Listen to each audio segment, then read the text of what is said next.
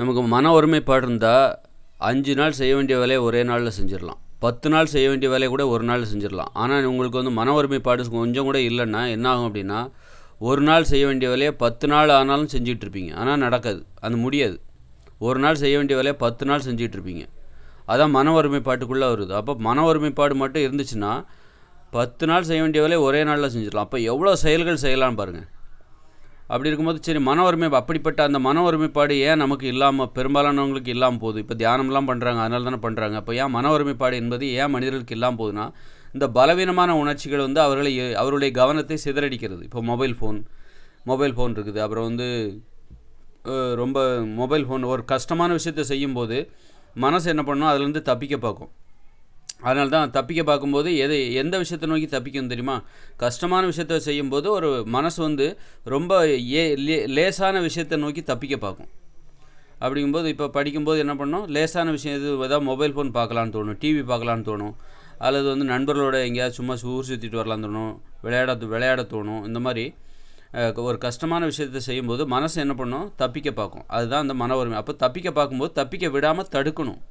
அப்போ தான் அந்த கஷ்டமான விஷயத்தை செய்ய வைக்க முடியும். அப்படி தடுப்பதற்கு பேர் தான் கட்டுப்பாடுகள். கட்டுப்பாடுனா என்னது? கஷ்டமான ஒரு விஷயத்தை செய்யும்போது, கஷ்டமான விஷயங்களை செய்யும்போது மனசு வந்து அதிலேருந்து தப்பிக்க பார்க்கும். ஒரு விஷயத்தில் கஷ்டமான விஷயங்கள் நிறைய அடங்குனது தான் ஒரு வாழ்க்கைங்கிறது. என்னென்னா, பல கஷ்டமான விஷயங்கள் சேர்ந்தது தான் ஒரு வாழ்க்கை. பல கடினமான செயல்பாடுகள் சேர்ந்தது தான் ஒரு மனித வாழ்க்கை. அப்போ அந்த மனித வாழ்க்கையை, அந்த கடினமான அந்த பல செயல்பாடுகள் சேர்ந்த அந்த மனித வாழ்க்கையை நம்ம வந்து வாழும்போது மனசு அதுலேருந்து தப்பிக்க பார்க்கும். அந்த தப்பிச்சு எங்கே போகும்? லேசான வேலைகளை நோக்கி போகும். லேசான வேலை, அந்த மொபைல் ஃபோன், பயனில்லாத வேலைகள், அதில் போயிட்டு தப்பிக்க பார்க்கும். அதுதான் மன ஒருமைப்பாடு இல்லாமல் போகிறதுக்கு காரணம். தப்பிக்க போகும்போது நம்ம அப்படி விட்டுறக்கூடாது. அப்படி விட்டுறது மொபைல் ஃபோனு, டிவி, சிகரெட்டு இந்த மாதிரி போகும்போது அப்போ மனசுக்கு மன ஒருமைப்பாடு என்பது இல்லாமல் போய் கவனம் சிதறடிக்கப்பட்டு மனசுக்கு அந்த தீவிரம், ஒரு கஷ்டமான விஷயத்தை செய்வதற்கான திறனை மனது என்பது இழந்து விடுகிறது.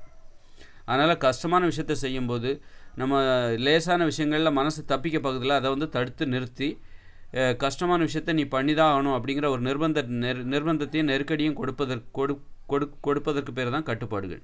அப்படி கொடுக்கும்போது தான் மன ஒருமைப்பாடு என்பது சாத்தியமாகும். மன ஒருமைப்பாடு சாத்தியமாகிவிட்டால் பல நாள் செய்ய வேண்டிய வேலையை ஒரு சில நாட்களில் செய்துவிடலாம். மன ஒருமைப்பாடு இல்லை என்றால் ஒரு நாள் செய்ய வேண்டிய வேலையை 10 நாளாக பல நாட்களாக நீங்கள் செஞ்சிட்ருப்பீங்க. அப்போ கூட அந்த வேலை உங்களுக்கு முடியாது.